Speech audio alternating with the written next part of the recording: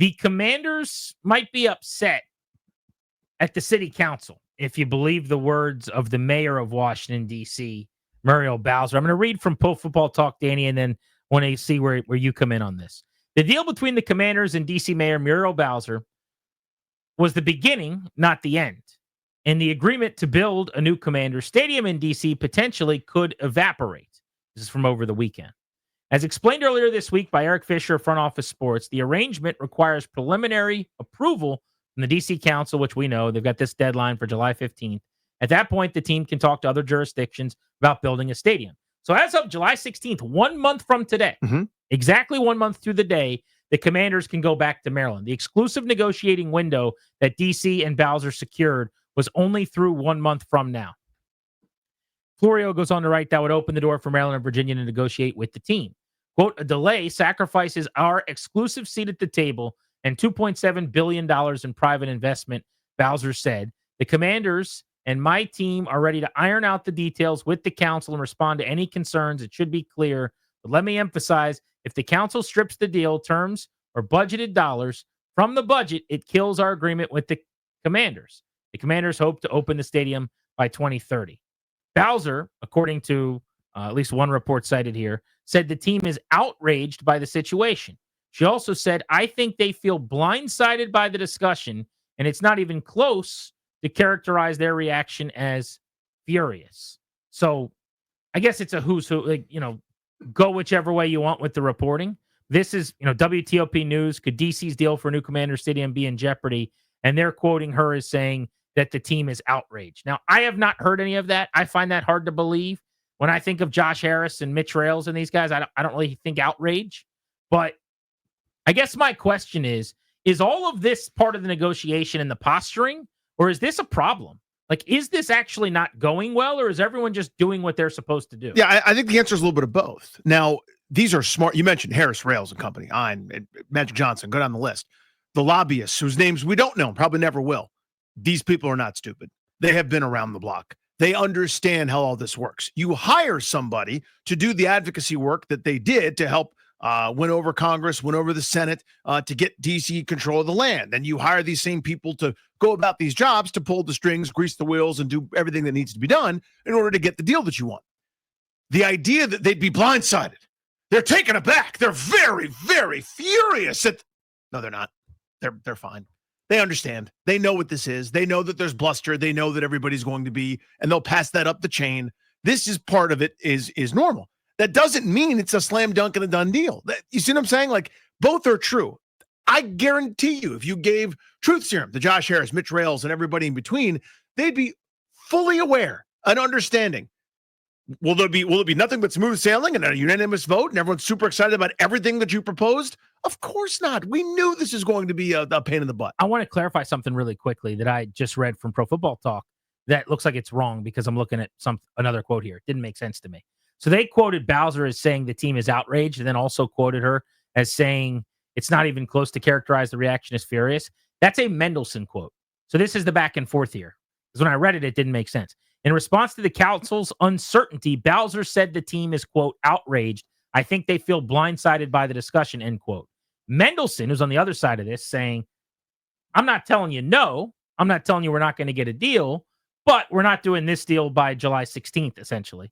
He says it's not even close to characterize their reaction as furious. So Bowser's saying they're livid. He's saying, I'm talking to them. They're not that mad. It's okay. Who do you believe here? I actually tend to believe Mendelson a little bit more. And I think Bowser maybe publicly is suggesting that they're now, are they happy? Probably not. Right. But outrage, that feels like you're walking into the city council and turning a desk over and screaming at people. I have a hard time believing they're that upset right now. Yeah, I think, and I'm not poking fun. I'm just trying to draw the comparison. I think Bowser was outraged when that press conference happened with Leonsis and company, and then she went in and like flipped the table or whatever the hell it was, like the next day. She barged into Monumental Sports and basically said, let's talk. Right. The day after Ted was in Virginia at a presser. I think that was outrage. I think this is, she's doing what she's supposed to do, advocacy, trying to put the screws to the council, trying to exert the right pressure, using the political levers and the whole thing. So again, I always go back to what happens on July 17th. 15th is the deadline. What about July 20th if an agreement's reached? What about July 31st 30th. What about You mean not reached? Yeah, or no, I'm saying if it's not reached on the 15th, but it is on the 18th. Oh, like, yeah, are we yeah, fine? Or are we not fine? Like, I'm sure we're fine then, but if it's not reached on the 15th, it's not being reached anytime soon.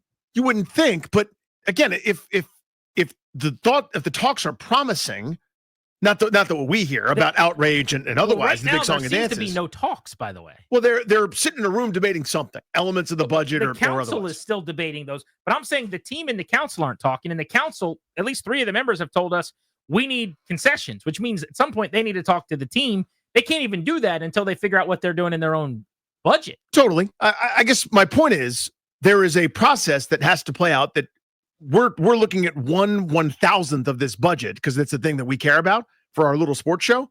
But they're doing the whole and if they won't be rushed, they won't be rushed. Like, if there's anything promising happening, if they're, behind the scenes, again, the hired lobbyists and the advocates and the people that are doing this professionally, making so much money, it would make your ears bleed if you heard the number.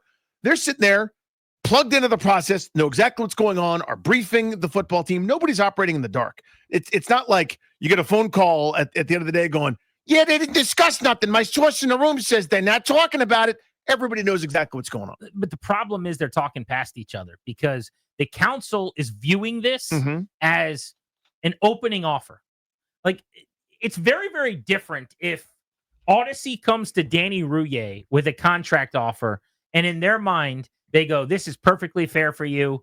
This is your offer that you're getting from us. And you go, that's not the worst first offer I've ever seen. I don't mind that. Now, I'm going to send you 10 changes with my agent to this contract offer. The money's going to be way higher. The vacation's going to look a lot different. You go into all the specifics, right? That's what's happening right now. The team has made the offer that the mayor is telling them, this is the offer. It's not an offer. It's not a first offer. It's the offer. And then you got this quote from Mendelson, who's in charge of the city council, who said, the council will move forward quickly to analyze the mayor's terms, improve the deal where possible for taxpayers, and approve a new football stadium. Any suggestions to the contrary are simply false. So you could take that one of 2 ways. He's saying, I actually am positive about the fact, and I like the fact that he's saying the council will move forward quickly to approve a new football stadium. That's all in that sentence. But the middle part there is to change a lot of the things we don't like and give it approval. Well, that doesn't mean that the team will sign off on that deal. So I still think it's a game of chicken. Now, I don't know if it's a good thing or a bad thing, but the team really has not said anything publicly. Right. Is that interesting to you? Very much so. They had the press conference. They put the deal out there. The city council is doing interviews, answering questions. The mayor's been incredibly public, at one point calling in on our listener line to the 800 number to talk when we were talking on the show that she overheard and talk to what we were speaking to on a segment. The team has, from a public standpoint, not, to my knowledge, addressed this really, other than 1 or 2 comments about how great the stadium will eventually be from Mark Ein when he was promoting his tennis event or what have you. Yeah, and I think they realize they're in a good place in that regard. They've got a public advocate whose job is public. They don't need to do a whole lot. They don't need to do a lot of trumpeting. Meaning the mayor's doing the work for exactly, and others. I mean, there are people that are championing this thing, right, on their behalf. They don't really have to do anything. When you have to go out and do it yourself, you got your own PR, and then you open yourself up for shots and whatever. If they just sit there silently, there's no obligation for them to kind of get the ball rolling. But would it hurt for Harris to kind of play politics and go?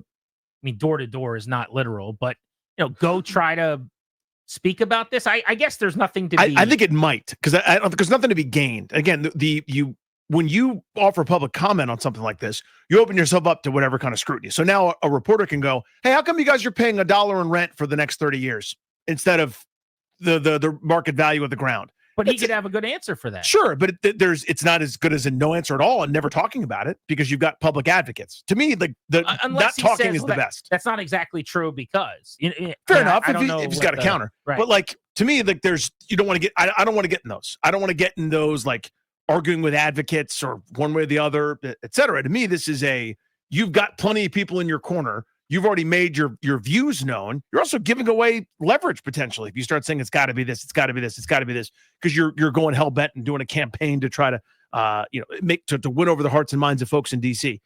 That's really, at the end of the day, what's most important to me about this is, if this takes an extra 2 months, 5 months, I don't know what the drop dead point is. extra year, they know Virginia's a non-starter, and it's still to them, I think, so much better than the alternative. They're just going to deal with it, I think, because of they have their heart set on this.